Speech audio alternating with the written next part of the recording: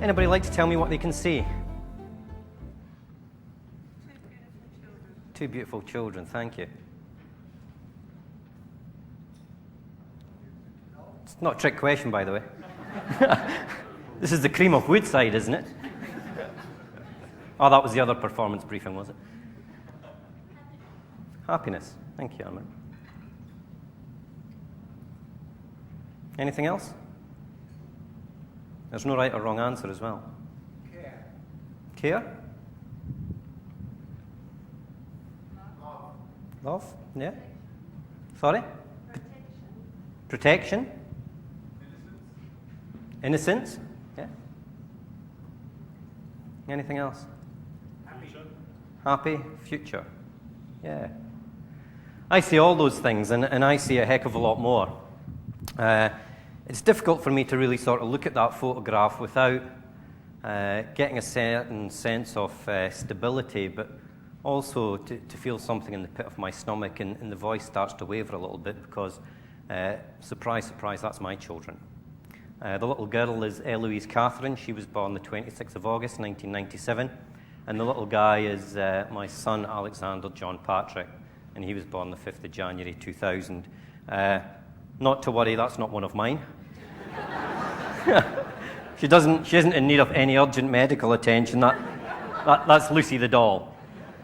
I see all those things. I see innocence, I see happiness, but perhaps more than anything, I see the future. Because the future are in my children's hands as the future is in your children's hands. And I have a role to play. I have a big role to play. I don't know what their life's going to hold for them. They're age 4 and 2. They maybe go on to work for one of Roy Thompson's project teams and be good community citizens and do the right thing by their fellow man. But life may hold something different for them.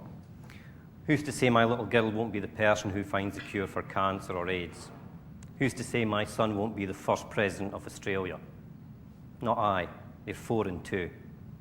But my role, I think, is a very important one, and it's to try and provide them with a kind of environment where they can grow up and be exactly the kind of people that they are destined to be, that they can fulfill whatever aspirations in life they have.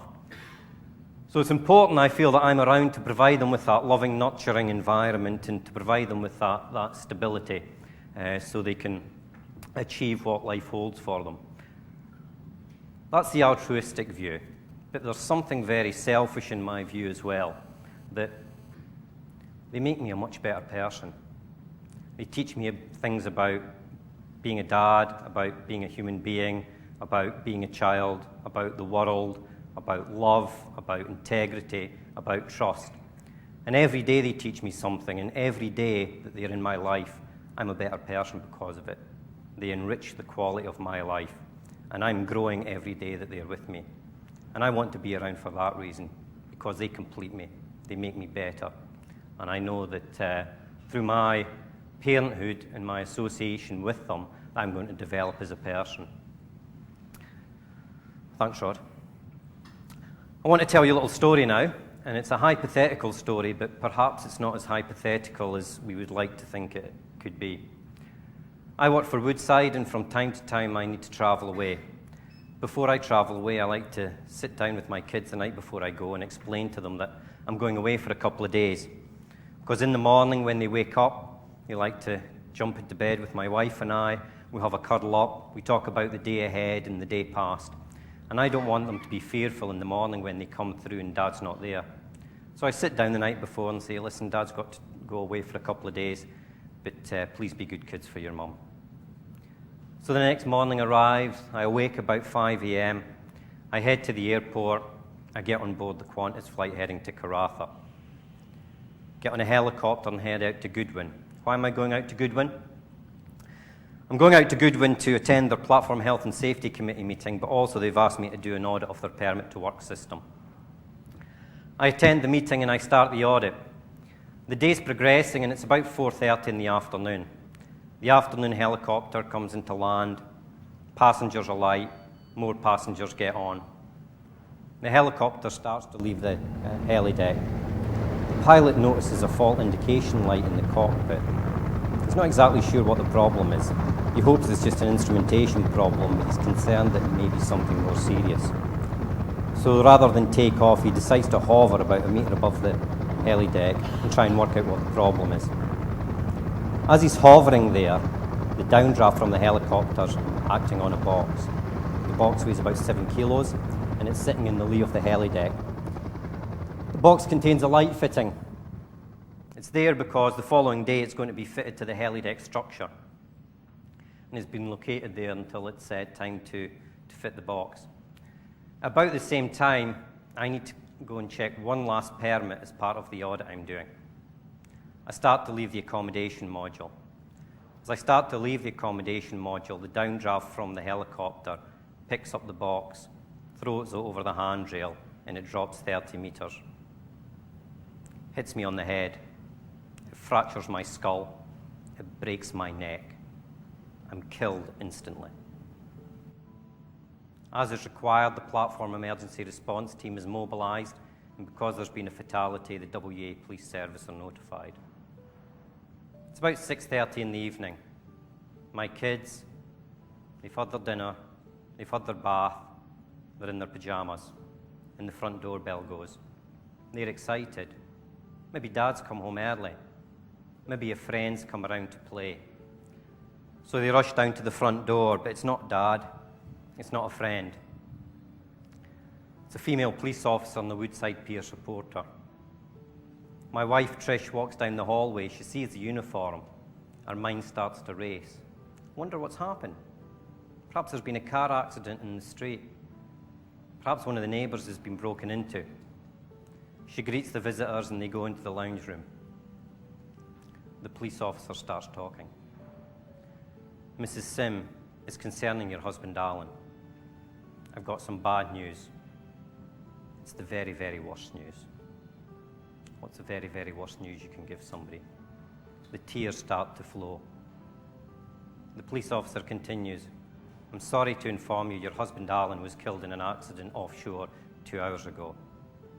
My sincere condolences. Tears, uncontrollable tears. That feeling of sick in the pit of your stomach that wasn't there a minute ago, but it's there now. Those young, happy faces, they're no longer happy. What are they thinking? They're confused. Who are these people? Who are these strangers sitting in my lounge room? Why are they making my mummy so upset? I want my daddy. They start to scream, I want my daddy. Because in the middle of the night, when they had a nightmare and woke up, I was there for them. I went in, I picked them up, I scared the monsters away, and I told them everything was going to be okay. And it was. When they fell and injured themselves, I picked them up, I dusted them down, I kissed the wound better, and I sent them on their way. And when their young emotions threatened to overwhelm them, I held them close. I put their head on my shoulder, and they fell asleep in my arms. But I'm not there, and I'm not coming back ever again. It's brutal, and it's violent.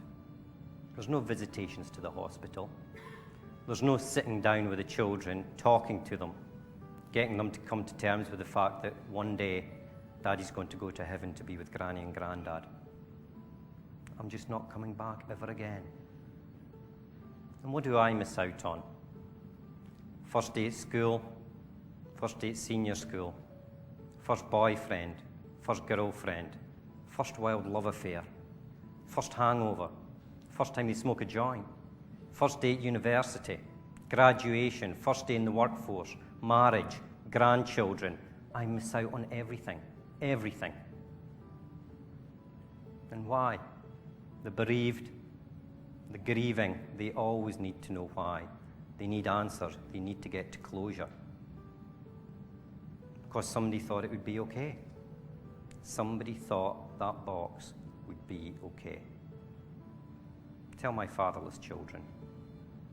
Tell the parents who grieve for a lost son. Tell the wife that's had to bury a husband. And why do I tell you this? Because the responsibility you bear me, I bear you.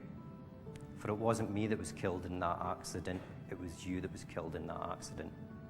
And it wasn't you that saw that box and did nothing about it. It was me.